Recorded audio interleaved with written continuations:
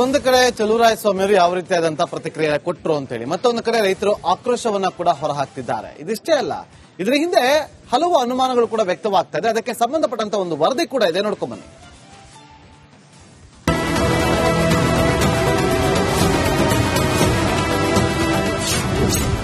ಏಕಾಏಕಿ KRS gate open, ಅಪಾರ ಪ್ರಮಾಣದ ನೀರು ಪೋಲು. ಕಾವೇರಿ ಕರ್ನಾಟಕದ ಜೀವನಾಡಿ. ಉಗಮ ಸ್ಥಾನ ತಲಕಾವೇರಿಯಲ್ಲಿ ಹನಿ ನೀರಿಗೆ ಹಾಹಾಕಾರ ಶುರುವಾಗಿದೆ. ಕೊಡಗು ಜಿಲ್ಲೆಯಲ್ಲಿ ಕಾವೇರಿ ಹರಿವು ಸ್ಥಗಿತಗೊಂಡಿದೆ. ಆದರೆ ಮಂಡ್ಯದ ಕೆಆರ್ಎಸ್ ಡ್ಯಾಂನಿಂದ ಅಪಾರ ಪ್ರಮಾಣದ ನೀರು ಪೋಲಾಗಿದೆ. ಏಕಾಏಕಿ 80 ಅಡಿಗಿಂತ ಮೇಲಿನ ಗೇಟ್ಗಳು ಏಕಾಏಕಿ ಓಪನ್ ಆಗಿ ಈ ಘಟನೆ ನಡೆದಿದೆ. ಅಧಿಕಾರಿಗಳ ಬೇಜವಾಬ್ದಾರಿಗೆ ಡ್ಯಾಂನಿಂದ ಸಾವಿರಾರು ಕ್ಯೂಸೆಕ್ ನೀರು ಹರಿದು ಹೋಗಿದೆ. ನಿನ್ನೆ ರಾತ್ರಿಯವರೆಗೆ ಹರಿದು ನದಿ ಸೇರಿದೆ. ಗೇಟ್ ಯಾಕೆ, ಹೇಗೆ ಓಪನ್ ಆಯಿತು, ಸಿಬ್ಬಂದಿ ಎಡವಟ್ಟಿನಿಂದ ಗೇಟ್ ಓಪನ್ ಆಯ್ತಾ ಅನ್ನೋದೇ ನಿಗೂಢವಾಗಿದೆ. ಕೊನೆಗೂ ಹರಸಾಹಸವನ್ನ ಪಟ್ಟು ಕೆಆರ್ಎಸ್ ಸಿಬ್ಬಂದಿ ಗೇಟ್ ಅನ್ನ ಇಳಿಸಿದ್ದಾರೆ.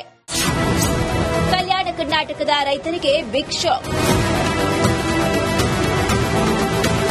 ಇತ್ತ ಕಲ್ಯಾಣ ಕರ್ನಾಟಕ ಭಾಗದ ರೈತರ ಗಾಯದ ಮೇಲೆ ಸರ್ಕಾರ ಬರೆ ಎಳೆದಿದೆ. ನಾರಾಯಣಪುರ ಎಡದಂಡೆ, ಬಲದಂಡಿಗೆ ಹರಿಯಬೇಕಿದ್ದ ನೀರು ಬಂದ್ ಮಾಡಲಾಗಿದೆ.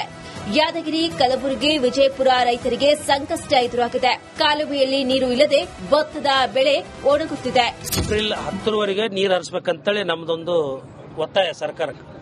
ಯಾಕಪ್ಪ ಅಂತಂದ್ರ ನೀರಾವರಿ ಸಲಹಾ ಸಮಿತಿ ಮೊನ್ನೆ 20ನೇ ತಾರೀಕಿಗೆ ನೀರಾವರಿ ಸಲಹಾ ಸಮಿತಿ ವಿಡಿಯೋ ಕಾನ್ಫರೆನ್ಸ್ ಮಾಡಿದ್ರು.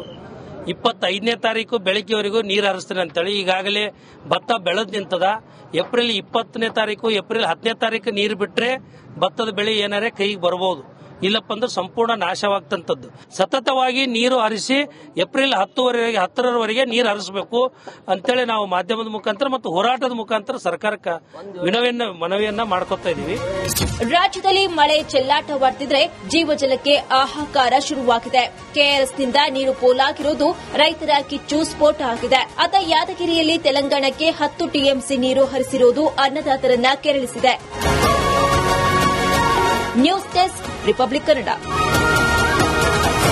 ಒಂದು ಕಡೆ ಚಲುವರಾಯಸ್ವಾಮಿಯವರು ಯಾವ ರೀತಿಯಾದಂತಹ ಪ್ರತಿಕ್ರಿಯೆ ಕೊಟ್ಟರು ಅಂತ ಹೇಳಿ ಮತ್ತೊಂದು ಕಡೆ ರೈತರು ಆಕ್ರೋಶವನ್ನ ಕೂಡ ಹೊರಹಾಕ್ತಿದ್ದಾರೆ. ಇದಿಷ್ಟೇ ಅಲ್ಲ, ಇದರ ಹಿಂದೆ ಹಲವು ಅನುಮಾನಗಳು ಕೂಡ ವ್ಯಕ್ತವಾಗ್ತಾ ಇದೆ. ಅದಕ್ಕೆ ಸಂಬಂಧಪಟ್ಟಂತ ಒಂದು ವರದಿ ಕೂಡ ಇದೆ, ನೋಡ್ಕೊಂಡ್ ಬನ್ನಿ.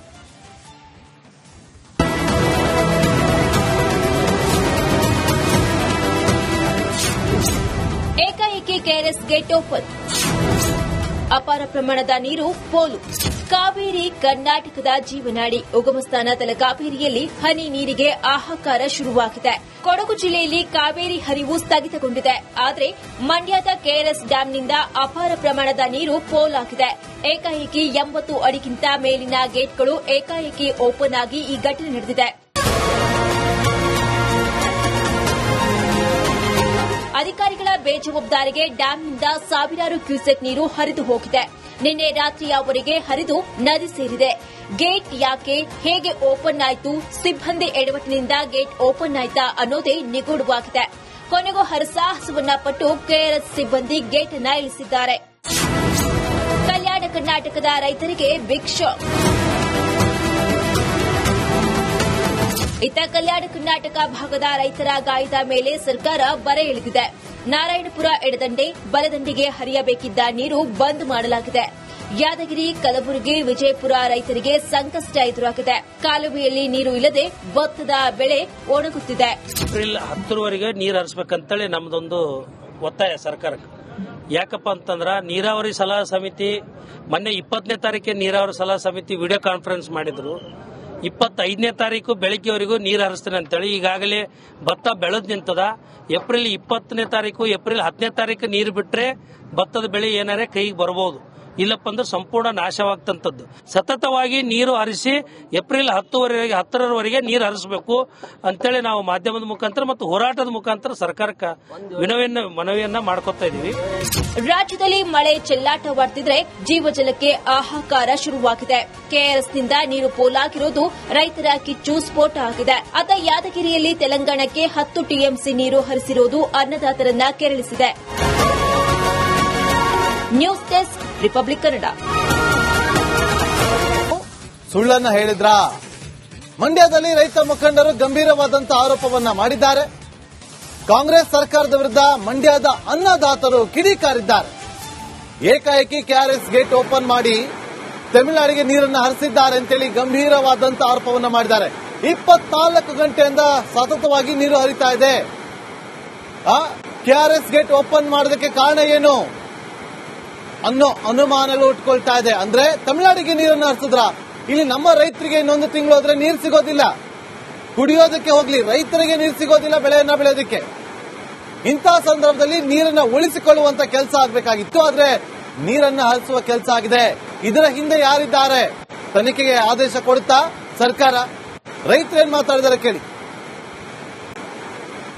ಕೆಆರ್ಎಸ್ ಡ್ಯಾಂನ ಗೇಟ್ ಓಪನ್ ಆಗಿ ಸಾವಿರಾರು ಕ್ಯೂಸೆಕ್ ನೀರು ನದಿ ಪಾಲಾಗಿದೆ, ವ್ಯರ್ಥವಾಗಿದೆ. ಇದು ರೈತರ ಆಕ್ರೋಶಕ್ಕೆ ಕಾರಣ ಆಗ್ತಾ ಇದೆ. ಜೊತೆಗೆ ತಮಿಳುನಾಡಿಗೆ ಕದ್ದು ನೀರು ಬಿಟ್ಟು ಇರಬಹುದಾ ಅನ್ನೋ ಅನುಮಾನವೂ ಕೂಡ ರೈತರು ವ್ಯಕ್ತಪಡಿಸ್ತಾ ಇದ್ದಾರೆ. ಈ ಬಗ್ಗೆ ಮಾತಾಡೋದಕ್ಕೆ ನನ್ನ ಜೊತೆ ರೈತರಿದ್ದಾರೆ, ಅವ್ರನ್ನ ಮಾತಾಡಿಸ್ತೀನಿ.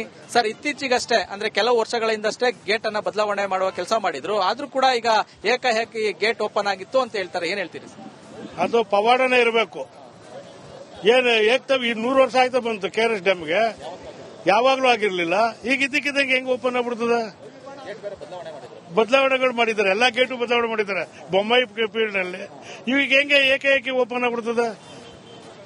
ಮಾನವರು ಮಾಡಿದ್ರೆ ಓಪನ್ ಹೆಂಗಾಯ್ತು? ನಾವಿಲ್ಲಿ ನೀರಿಗೋಸ್ಕರ ಒದ್ದಾಡ್ತಾ ಇದೀವಿ, ಇವ್ರು ತಮಿಳುನಾಡಿಗೆ ಬಿಡ್ತಾ ಇದಾರೆ. ಈಗ ಹಾಗಾದ್ರೆ ತಮಿಳುನಾಡಿಗೆ ಕದ್ದು ನೀರು ಬಿಡ್ತಾ ಇದಾರೆ ಅಂತಾನ ಸರ್? ಕದ್ದು ಬಿಟ್ಟಿದ್ದಾರೆ ಅಂತ ನಮಗೆ ಅನುಮಾನ.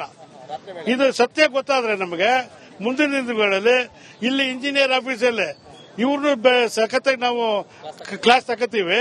ಮತ್ತೆ ಕೆಆರ್ಎಸ್ ಅಲ್ಲಿ ಇರೋ ಇಂಜಿನಿಯರ್ಗಳು ಇಲ್ಲಿ ಬರ್ಸ್ಕೊತೀವಿ, ಅವ್ರನ್ನ ಬಂದು ನಮಗೆ ಸತ್ಯ ಹೇಳ್ಬೇಕು. ಅವರು ಈ ತರ ಉಡಾಪೆ ಮಾತಾಡ್ಕೊಂಡು ಅದಕ್ಕೆ ಕಟ್ಟಾಯ್ತು, ಇದು ಕಟ್ಟಾಯ್ತು, ನೀರು ಹೋಯ್ತು, 24 ಗಂಟೆ ನೀರು ಹೋಗಿದೆ. ಎಷ್ಟು ನೀರು ಹೋಗಿರ್ಬೋದು ಒಂದು ಇದ್ರಲ್ಲಿ? ಸರ್, ಈಗ ಅಧಿಕಾರಿಗಳ ಜೊತೆ ಮಾತಾಡುವಂತ ಕೆಲಸ ಏನಾದ್ರು ಮಾಡಿದ್ರ? ಒಬ್ರು ಇಂಜಿನಿಯರ್ ಸಿಕ್ಕಿದ್ರು, ಅವ್ರು ಸರಿಯಾಗಿ ಉತ್ತರ ಕೊಡ್ಲಿಲ್ಲ. ಅವ್ರು ಸತ್ಯ ಹೇಳಬಹುದಲ್ಲ ಸರ್? ಸತ್ಯ ಹೇಳಿ ಜನಗಳಿಗೆ ಅಟ್ಲೀಸ್ಟ್ ಅವ್ರನ್ನ ಸುಮ್ನಿರ್ಸ್ಬೋದಲ್ಲ? ಸತ್ಯ ಹೇಳಿದ್ರೆ ನಮ್ಮ ಹೊಡೆತ ತಡ್ಕೋಬೇಕಲ್ಲ ಅವರು. ಇಲ್ಲಿ ಮಂಡ್ಯ ಜಿಲ್ಲಾ ರೈತರು ಹೊಡೆತ ತಡ್ಕೋಬೇಕಲ್ಲ, ಭಯ ಇದೆ. ಅದರಿಂದ ಅವ್ರು ಸತ್ಯ ಹೇಳಕ್ ಹಿಂದೆ ಮುಂದೆ ನೋಡ್ತಾ ಇದಾರೆ. ಅವ್ರ ಐಆರ್ ಆಫೀಸರ್ ಏನ್ ಹೇಳ್ಕೊಟ್ಟಿರ್ತಾರ ಅವ್ರಿಗೆ? ಸರ್, ಇತ್ತೀಚೆಗೆ ಟಿಬಿ ಡ್ಯಾಮ್ದು ಗೇಟ್ ಸಮಸ್ಯೆಯಾಗಿ ಸಾಕಷ್ಟು ಸಮಸ್ಯೆ ಆಗಿತ್ತು. ಈಗ ಏಕಾಏಕಿ ಗೇಟ್ ಓಪನ್ ಆಗಿದೆ ಅಂದ್ರೆ ಮಂಡ್ಯ ಜಿಲ್ಲೆಯ ಜನರಿಗೂ ಅದೇ ಆತಂಕ ಇರುತ್ತೆ. ಮಂಡ್ಯ ಕೃಷಿ ಆಧಾರಿತ ಜಿಲ್ಲೆ, ಕಾವೇರಿ ನದಿ ನೀರು ಬಿಟ್ರೆ ಯಾವ ನದಿನೂ ನಮ್ಮ ಸಂಕಷ್ಟದಲ್ಲಿಲ್ಲ. ಇಂತಹ ಪರಿಸ್ಥಿತಿಯಲ್ಲಿ ಇರುವ ಸಂದರ್ಭದಲ್ಲಿ ಡಿಕೆ ಶಿವಕುಮಾರ್ ಅವರು ನಾವು ಕರ್ನಾಟಕ ಬಂದ್ ಮಾಡಿದಾಗ ಒಂದು ಆಗ್ರಹ ಮಾಡಿದ್ವಿ, ತಮಿಳುನಾಡು ಸ್ಟಾಲಿನ್ ಅವರು ಸಭೆ ಕರೆದ ಸಭೆಗೆ ಹೋಗಬಾರ್ದು ಅಂತ. ಉಪಮುಖ್ಯಮಂತ್ರಿಗಳು ತಮಿಳುನಾಡಿಗೆ ಹೋಗಿದ್ರು. ಏನ್ ಸ್ವಾಮಿ ಮಾತಾಡ್ಕೊ ಬಂದಿದ್ದೀರಿ? ತಮಿಳುನಾಡಿಗೆ 20 ಗಂಟೆ ನೀರು ಬಿಡ್ತೀವಿ ಅಂತ ಒಪ್ಪಂದ ಮಾಡ್ಕೊ ಬಂದಿದ್ದೀರಾ? ಈ ಜಿಲ್ಲೆಯ ಜನ, ಈ ರಾಜ್ಯದ ಜನ ಸಂಕಷ್ಟದಲ್ಲಿ ನೀರಿಲ್ಲದೆ ಸಾಯುವ ನೆಪದಲ್ಲಿ ಸತ್ತೋಗ್ತಾ ಇದ್ದಾರೆ. ಬೆಳೆಗಳಿಗೆ ರಕ್ಷಣೆ ಮಾಡಕ್ಕಾಗ್ತಾ ಇಲ್ಲ. ಇಂತಹ ಸಂದರ್ಭದಲ್ಲಿ ಬಿಸಿಲಿನಲ್ಲಿ ಜನ ರೋಡ್ಗೆ ಬಂದು ರಸ್ತೆಯಲ್ಲಿ ಬಂದು ನಿಂತಿದ್ದಾರೆ. ಹಂಗಾದ್ರೆ ಕಾವೇರಿ ನದಿ ನೀರಿನ ಕಾಮಗಾರಿ ಮಾಡಿದ್ರೆ ಅದು ಕಳಪೆ ಕಾಮಗಾರಿನ? ಒಂದು ಜೀವದ ಜನರ ಬದುಕಿನಲ್ಲಿ ಚೆಲ್ಲಾಟ ಆಡ್ತಾ ಇದ್ದೀರಾ. ಯಾವುದೇ ಕಾರಣಕ್ಕೂ ಇಂತಹ ಹೇಳಿಕೆಗಳನ್ನ ಸಹಿಸಲ್ಲ. ಯಾರು ಅಧಿಕಾರಿಗಳು ಇಲ್ಲಿ ಇದ್ದಾರೆ ಆ ಅಧಿಕಾರಿಗಳನ್ನ ಸಸ್ಪೆಂಡ್ ಮಾಡಬೇಕು ಮತ್ತು ಉನ್ನತ ತನಿಖೆ ಆಗಬೇಕು. 24 ಗಂಟೆಗಳ ನೀರು ಹೋಗುತ್ತೆ ಅನ್ನೋದಾದ್ರೆ ಮಂಡ್ಯದ ಜನರಿಗೆ ಏನು ಉತ್ತರ ಕೊಡ್ತೀರಿ ಸ್ವಾಮಿ? ನೀವು ರಾಜ್ಯದ ನೀರಾವರಿ ಸಚಿವರಾಗಿ, ಈ ರಾಜ್ಯದ ಉಪಮುಖ್ಯಮಂತ್ರಿಗಳಾಗಿ 6.5 ಕೋಟಿ ಜನ ರಕ್ಷಣೆ ಮಾಡಬೇಕಾದ ಹೊಣೆಗಾರಿಕೆ ಇರುವಂತ ಒಬ್ಬ ಮುಖ್ಯಮಂತ್ರಿಯಾಗಿ, ನೀರಾವರಿ ಸಚಿವರಾಗಿ ಏನ್ ಕೊಡ್ತೀರಿ ಅನ್ನುವಂತ ಉತ್ತರವನ್ನ ನಾವು ಕಾಯ್ತಿದೀವಿ. ಕ್ಯಾಮ್ರಾಮನ್ ವಿನೋದ್ ಜೊತೆ ಆನಂದ್, ರಿಪಬ್ಲಿಕ್ ಕನ್ನಡ, ಮಂಡ್ಯ. ನೋಡಿ, ರೈತರು ಯಾವ